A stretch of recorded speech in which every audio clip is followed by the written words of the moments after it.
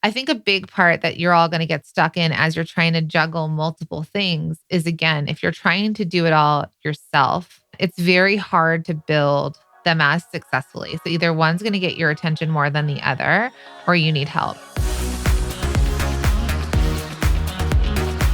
Welcome to the Product Boss Podcast, where we're dedicated to helping product-based business owners turn into revenue-generating, successful, happy product bosses. I'm Jacqueline Snyder. And I'm Mina Kunlo-Sitep. Together through digital courses, coaching, and masterminds, we've helped over 50,000 students from startup to multi-million-dollar businesses scale their sales while blending in their dream life. It gets lonely out there in the product business world. We fully believe a business shouldn't be built alone. There's room at the top for all of us. So let's get scrappy and creative together, Product Boss, to be profitable, make more sales, and grow your visibility. Are you ready? Let's dive in. Hi, everybody. I am so excited. Do you want to know why? Because this September, HubSpot is having its annual Inbound conference. You know that we are so proud to be part of the HubSpot Podcast Network. This September 5th through the 8th, HubSpot is hosting its annual Inbound conference in Boston. They're bringing together so many amazing leaders across business. I'm talking sales, marketing, customer success, operations, and more. It sounds like such a great time because it will be. You're going to be wowed by the speakers. There's going to be dozens of them, but there's also going to be speakers like Reese Witherspoon and Derek Jeter. I mean, talk about wow, right? This conference is the place to be for business leaders who want to learn about the best sales strategies, marketing tactics, and strategies for growth. If you want to know how to scale your business in a sustainable way, Inbound is the place to be this September. So I love that it's both entertaining and educational. So you can have fun, but also walk away feeling like you've learned something. Plus, it's a great way in time to connect with other business leaders, business owners, and network and make some friends as well. So 100% these tickets are going to sell out crazy fast. So visit inbound.com to get your ticket today. Well, hey, biz besties. Welcome back. Jacqueline and Mina here. And we are here to help you get more eyes on your business, improve your systems, and keep more money in your pocket and double your revenue by adding on revenue streams to your product business. And that is why we show up twice a week for you here on the podcast to really help you navigate it all. Yes. And we're doing a really fun series, which actually we forgot to say that we've been doing this fun series, which is this Ask Us Anything series. The last time we did this, it was a few questions like, what's it like being the breadwinner of your family? How do you manage motherhood while you're managing business? Today is kind of a similar topic in a few ways, in that how do you manage multiple businesses? So multipreneurship is what we're calling it. And we're going to chat about that today. Yeah. So the Ask Us Anything question that came in from a multi-stream machine student today was, we help you. Oh, nope. I lost that question. Hold on. Where did I put it? It was, you ladies have managed multiple businesses at once. Could you give us some advice, best practices, etc., for successfully running two different businesses at one time? In her case, she's selling Shopify, Etsy, and the other is wholesale through Fair. So it sounds to me like she sells two different product ranges or something. Yes, she does. Because we know her, she's a student of ours. I do know that she sells two different products that are not connected to each other. So It's not like she's selling on multiple platforms. She's selling on multiple platforms across two different products. And so she has like two different ventures, two different businesses. Yes. So this is a great question. Now, if any of you out there, because we know a lot of us are kind of like that squirrel brain and we're like, well, we should do that. Oh, that's a great idea. I actually am currently concocting an idea in my brain that's a product business for my husband. So it's definitely a challenge, to say the least, or a way that you really have to get very good at your time and time management. Yeah. So I think one of my tips initially, and when Mina and I started the Product Boss, our main business is Little Labels for Mina, Designer Consulting Co-op for me. They were 4 days a week, and we had done one day to put in, it was Fridays, for the product boss. We're like, Fridays is the day we don't do our other work. This is the day we're going to pour into this specific company. Yeah, I would say that that's my best tip too, just because that's the way we did it. We designated certain days that went to certain businesses. So we wouldn't have to flip flop back and forth in our like mental load. The output that was done for the day was for a specific business. We were able to get into that flow, that train of thought. And it was like, okay, for most of the week, at that time it was like 4 days a week. And I think I can't remember if it was Mondays or Fridays, but that's how long ago it was. That we were like, hey, this is the product boss day. And that was the day we knew to come back over and over repeatedly and work on the business. So there was a consistency in that because we designated the days that were for each business. Yeah. I'll say though, when I had, because I guess I've really like being busy, which is a problem that we can talk about in another episode. Because when it feels easy, I'm like, let's complicate it. But I had Designer Consulting Co-op and Cuffs Couture and actually Lily Mark, which is a dress line that I had. I actually ended up selling the trademark, which I made more money on the trademark than I did on the actual products. But I had Cuffs Couture and DCC. And that part was a juggle. So what I actually ended up doing is I really time blocked my week. So I knew when I was checking emails in the morning, but then, for example, either an entire day would be dedicated to my product business and then the rest were like client facing and with Designer Consulting Co-op, or I would do like afternoons or this, mornings or this. I will say though, especially if you're trying to juggle multiple businesses, if there is a team member that you could potentially add to help you with some sort of like either medial task of like checking emails, getting back to things, little things like that they could help move a ball forward for you as you're balancing the both businesses. I think that would be really helpful. But a lot of it is going to end up being time blocking and timing for you and when you spend time on each business. And proactively planning, I think, when I've always had multiple clients. A lot of times I was doing multiple things. Like when I was doing events, I was also doing graphic design. I was also doing, so many different things. I feel like I'm true, like multipreneur, just like many of you are. And so I think that taking the idea of possibility, when I had multiple clients, I had a file folder, something I could tangibly see that I would have the client's name on each one of the file folders. And then I would have like the log of the things I was doing for that client inside that file folder. When we first started doing the product boss and low labels, I still maintained the same sort of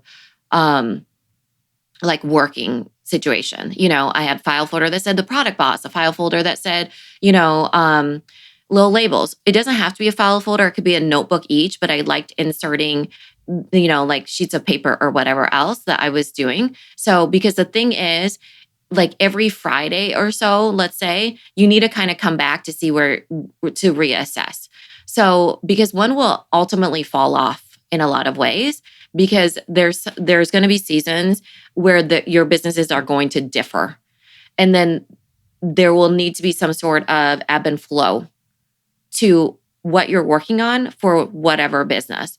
So for example, like let's say it's a really busy season for product business 1, and then product business 2 is not busy at that time. If you get into a rhythm, let's say every Friday, financial Fridays, that you're looking at it and you're like at a month's glance, this is where I'm at, then it makes it a lot easier for you to maintain not getting overwhelmed versus feeling like, what am I supposed to be doing? I'm pulled in 2 different ways. This is even harder if you have multiple kids. And, you will always feel pulled and not know where you're supposed to lean towards. Yeah. So I think some of the best practices that we would offer you is 1, time management, right? I think that's going to include like setting really clear priorities. Like, what are your goals for each business? Really staying true to that. Do you have like a roadmap or goal setting that you're doing to say like, what do I want to do with this business? What do I want to do with that business? Are they both in the same season? Do they have different seasons that they need different things? So it's that priorities. And then I think what we touched on really quick was like delegating tasks, right? Like, can you get help? Can you delegate? Can someone else move the ball for you? Or is there even like technology that can help you streamline things, right? Like, streamline operations. I know our multi-stream machine students, like we teach them different like inventory softwares inside, and having like even an inventory software that kind of tracks your raw goods and then your like finished goods, and you know when to reorder or not reorder. We've even seen people use technology like Amazon. You know how you can subscribe to products on Amazon? Yeah. People have had like toilet paper delivered every month that's just set on auto subscription.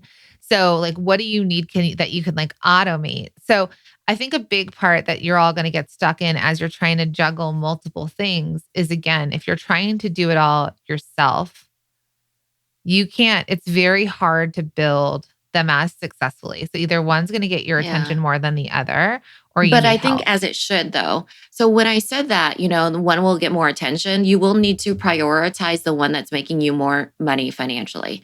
I think that that's where people get lost in it, is that they're like, oh, I'm not spending enough time over here. But if that is not meeting your financial goals as much as the other business in that moment, in that season of your business, then you need to learn how to prioritize.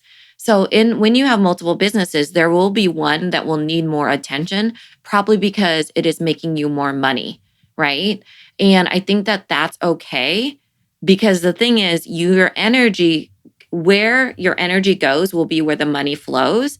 And I don't think that you should split the energy. If one is a passion project, label it as a passion project then, and it's not going to make you as much money.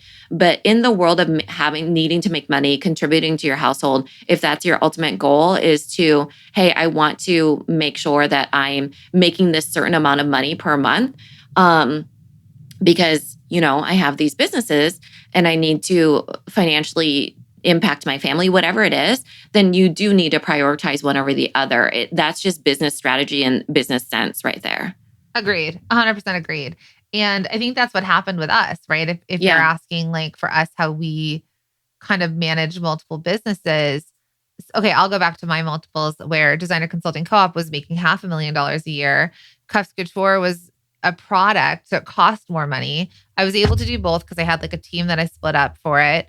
But eventually Cuffs was not making as much money and was taking more. But also, I would say that during that time, you also had kids. You were bi-coastal, so you were flying them back and forth. It was a nightmare. So even taking into account like business or life, right? Right. So I don't think it was necessarily, because when we first met, you were talking a lot about Cuffs Couture. I think that there was just much more resistance on that part because of your personal life than on the consulting one, which is easier in a lot of ways because it doesn't have inventory you have to move. Right. It didn't have like the cost associated and yes, and shipping. So in that case, it was like you said, like it was like, what worked better for my life? What could I run that didn't cost as much? What could I do based on where my life was? I think when you and I came together and created the Product Boss, and it was a once a week thing, I have no idea when you and I switched over. It was like this thing that we just woke up one day and you were like, Little Labels what? And I was like, clients too. Yeah. I'm lucky that Little Labels, that I established it enough where it was doing really well on Amazon, right? But when I first started, I was doing Amazon, big box stores like Jet, which is no longer, they got bought out by Walmart, and I was doing Walmart. I even was selling on Sears for a little bit. Zulily, what else? A bunch of flash deal sites. I mean, I was selling subscription boxes. I was selling in a lot of places. So when the Product Boss started to basically blow up and get bigger and bigger, my husband at that time, he's working a full-time retail pharmacy job. I needed him to come help me in Little Labels. He was the other partner, right? Yeah. I needed him to come help me. And that was the way that I was able to kind of make it happen, was that he came in eventually. Before, I was trying to juggle them both and not doing it very well at all.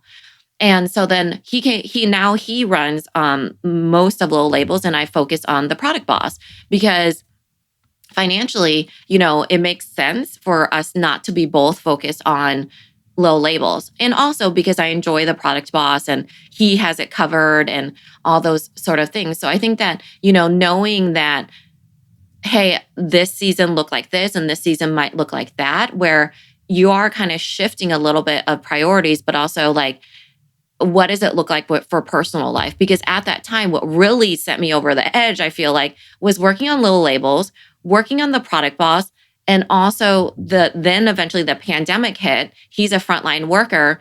The kids are both at home, kindergarten and fifth grade. They're getting taught.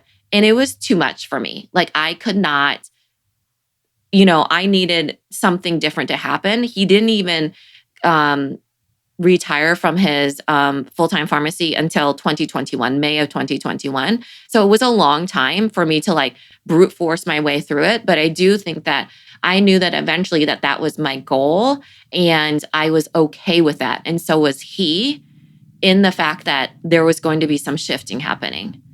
Have you celebrated his yearly anniversary of becoming a full-time product boss? Not really. I cannot believe. Has it been a year or two? It's 2 now. This is in this month when we're recording this. It's his 2-year anniversary. Oh wow. Yeah. I mean, it's been it's crazy. I barely get him remember. A cake that looks like a pill bottle. with a little label on it being and he still does like the continued education and stuff too, So he's still like he's not practicing it, but he's still licensed. So yeah, I don't know if no, I know. I'm just I know that he loves it, but I don't know if he could ever see himself not being at least a little bit of a toe dip into pharmacy. Hey friends, it's podcast recommendation time. This month, we've been loving the Duct Tape Marketing Podcast hosted by marketing expert John Jantz. He is such a genius when it comes to marketing. If you haven't listened to his podcast yet, he shares many insightful marketing tips, strategies, and resources for small business owners and marketers like you. It'll help keep your business growing. I like that he does it in a way that's both easy to understand and entertaining. He recently did an episode about AI tools, which we are obsessed, and you can use it as sort of research assistance to enhance what you're already doing, coming up with ideas and creating powerful marketing strategies, which we all know we could use more ease in our lives, right? It's a really interesting episode. He definitely knows how to open your mind up to new ways of doing things involving marketing and business strategies. Definitely give it a listen. Listen to Duct Tape Marketing wherever you get your podcasts.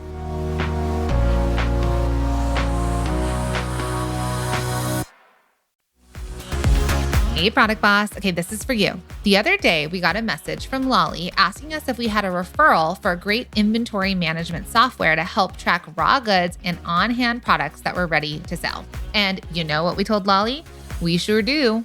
Not only do we have a resource for inventory management software, but we have over 308 other business tools and resources that will help you effectively run your product-based business. Now, this ranges from packaging and printing supplies, affiliate management, website and email software, legal resources, video and photo tools, and so much more. You will have everything you need to grow your dream product business today and at no cost to you. Yep, this is totally free, and you can download the Product Boss Ultimate Resource Guide right now by heading to theproductboss.com/resource guide. Again, that's theproductboss.com/resource guide. Now, back to the show. Hello, everyone. My name is Al Wayman, and I am owner and artist of Creek Road Pottery in Laceyville, Pennsylvania. I create authentic handmade pottery on the treadle wheel and also manual fire in the gas kilns. I was first introduced to Mina and Jacqueline and the Product Boss podcast by Amy Bennett of Moxie Dory. I met her in one of the Etsy groups, and she recommended the show and the podcast. And I signed up for Multi-Stream Machine 2 years ago, and I've been going through the modules kind of slowly and learning. The community has been very supportive. There are many businesses in there at many different stages, so we all try to help one another out, share our wins, go over our opportunity areas, and kind of encourage each other. So thanks so much to the Product Boss women. I love the podcast, and couldn't have done it without you. Thank you very much. So this is kind of moving this conversation forward, is like, One day, I asked my husband this recently and I was like, am I still a fashion designer? It's like, if a fashion designer went to school for fashion, but doesn't design fashion anymore, are they still a fashion designer? Right? Like if a tree falls in the woods. And James is like, yes, like that's your skill. That's what I was hired for, but I don't design apparel anymore. Like I give ideas, but then I have to think about, if I was still working like my friends that work at Nike or Abercrombie or Gap, they have moved up to being creative directors. So even they're not designing apparel anymore. Yeah. Right? I think you would probably be considered a multi-threat. You know how they say like triple threat. So Yeah. like even though somebody's like trained in voice and they're a singer, but they decided to do acting or dancing, that doesn't mean they're not a singer anymore. I think like with your husband and like it's like that identity of what we went to school for. Yeah. And or if you have multiple businesses. So I think one of our bits of advice to you is that one will probably end up doing better than the other. And typically, for sure. because, and my brother said this to me a really long time ago. He's like, you can't grow 3 or 4 businesses at the same time. Like you just can't do it. One is going to require more attention. And you could get that to a point where then it's like running on its own, but you will have to either hire a team or other people to help build it. So if you are really serious and you're a multipreneur, and Mina and I are as well. Gosh, I remember what I was going to, my point in my husband retiring is now we're solely focused on Amazon. So you know how I listed off all the places that we were selling and it taking a whole lot of work from me, right? Amazon, but also Walmart, subscription boxes, flash deal sites. Now, when he came in after that, he only focuses on Amazon. So as you can see, it was like we had to keep the things that he wanted or that I wanted. So if you're doing multiple businesses, it might be letting go of doing all the things for one of those businesses. Yeah. Yes. So like, is there something easier that you could get going with one of the businesses? Is there something that's already kind of set and established that you can lean into? Amazon does a lot of the fulfillment and the sales. For you, it was fashion design. Yeah. That's what made me click to my brain. Like, oh, that was the harder stuff. The Walmart, the Jet for subscription box for me. You could do that stuff, but why would you? Yeah. I mean, I get to use my creative brain in other ways now, so maybe I'm not sitting here drawing sketches of gowns anymore, which I used to. I mean, that took so much time.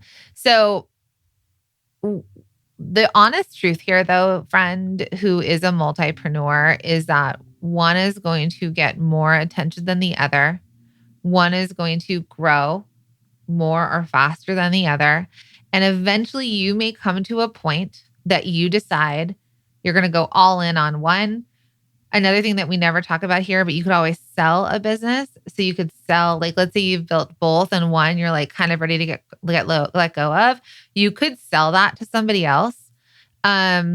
You have a lot of options. I closed down Cuffs Couture. If I had a more of a community around me that spoke in this way, I could have sold it or at least tried. And then even Cuffs Couture, Designer Consulting Co-op, which is my consulting business, and the Product Boss, I stopped taking clients. So I had like 2 clients and that's all I worked with because I love them and I was growing their businesses. And then at a point I was like, people send me applications every week to work with me and I don't take the calls with them. And I'm full on into the Product Boss, right? And growing this thing. Now, there's been a couple instances lately that I've offered some one-on-one coaching opportunities to people in Multi-Stream Machine in our community. But that's because I chose to in that time, right? But the thing is it's really hard to grow both at the same pace with the same drive at the same time. So you're going to have to pick at some point, what do you do with one of them? Yeah. And I think that being a multipreneur is somewhat of a lifestyle in a lot of ways. So that doesn't mean that Jacqueline's never going to have another business, right? Or I'm building one right now. Yeah, you're building one right now, right? That doesn't mean that I'm not going to have another business, outside of my 2 existing businesses, right? So as you can see, it's because, when you start to learn how to kind of navigate having 2 businesses, 3 businesses, whatever it is, just like how some people are like, now I know how to run a product business, I'm going to start another one. Or now that I know how to invest in commercial real estate or or regular real estate, right? Homes or flipping them, I don't know. Then they buy their second house or their third house. So as you can see, like as those skill sets start to grow in you, you really become the one that gets to decide where your life ends up and what you're doing in that season of life. And I think that that's the thing too, is that knowing that a lot of it will be keeping the things that you want to do in your life and letting go of the others, and being okay with the fact that one is ultimately probably going to make you more money financially, leaning to that, and then moving one foot in front of the other always. And knowing that it's not like a permanent decision all the time. You being a, business owner of multiple businesses might not be what it looks like forever, or it might be that you have 3, it might be you have 1, whatever it is. And I think that is really helpful too. Yeah. So I hope that this was helpful to those of you that either are already multipreneurs, that you have multiple businesses. We have people who own actually, this is a great example. We have people that own brick and mortars that also have, before we wrap this, I actually do have an example. It's a current student of ours, and she has her own product business, and she also has a brick and mortar gift shop, and she sells her products in the gift shop, but she also buys products from other companies for the gift shop. Now, she was talking to me and she's like, I can't do them both anymore. I think anyone out there that has a brick and mortar is like, it is so hard right now to hire and retain and people. That's almost like time for time in ways, or you find somebody else to put in the time with being present. Yeah. When so doors are open. She's so over it with people working at the retail shop and the cost of buying things and all the things. And she's just like, I don't know that I want that anymore. I think I'm just going to close it down and liquidate the store, which is kind of actually what I did with Cuffs, which again, it could have gone a different way. So actually the suggestion I gave her, she's actually a masterminder of ours, so they get access to us. Suggestion I gave her was, what if you considered selling your store? It is a local store. It's a brick and mortar. There are other people in the town that may want a boutique or a shop. What if you sold that and kept your product business and kept growing it online, direct to consumer and on your website and all the things? And she had never thought about that. And I was like, you've built a business, you could sell it, you could make some money as you exit. And then as I said that to her, she's like, you know what? There's another gift shop in town that hates me because I have the first access to all the really good brands. So she's got that priority with the good brands. And she doesn't really hate her, but she's annoyed that she can't get these good brands as well because this client of ours has it. And she's like, maybe she would want to buy it. And I was like, maybe she would, even for the inventory and having the. And our other masterminder who owns the bakery, that's how she came upon the bakery. It wasn't because she was a baker that happened to grow a bakery. It was that she bought that bakery with the existing equipment and decided that was what she was going to do for that season of life. And she might eventually sell it again, right? Yeah. So I think as we have these kind of other conversations, as we've pulled up seats to this particular table of maybe a lot of us have never been exposed to this kind of conversation, I want you to think about what other options you have. So you can try and juggle them all. You can grow them to a point, and the big talk is you can exit, right? You can grow it and you can sell it. The baker had bought the bakery for $10,000. It's a mobile bakery. Bought it, I think, for $10,000. Really was just paying for the equipment and built the business from there. Didn't violate clientele and stuff. And then we have people that have built Amazon businesses that are listing them for a couple $1 million, right? We have one multi-stream machine, or masterminder that plans on building her business. Was it 200 million? Should sell it for 200 million, 500 million, 300 million. Some crazy number that we can't even wrap our heads around. Yeah, I blacked out during that time. No, just kidding. But no, it's amazing. She has this amazing product business that she's grown to her first $1 million, working, with us and working in the way that she works. And her goal is to exit this company for a couple $100 million.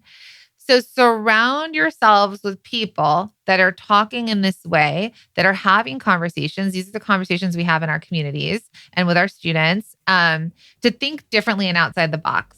So keep doing it, keeping a multipreneur. And then if it gets to the point that you decide one has outgrown the other, I just want to wrap this with saying you do not have to just shut it down and liquidate. Consider consider potential other options, and one of them could be selling. Yeah, for sure. I love that. All right. Thanks, everybody. Thanks for listening.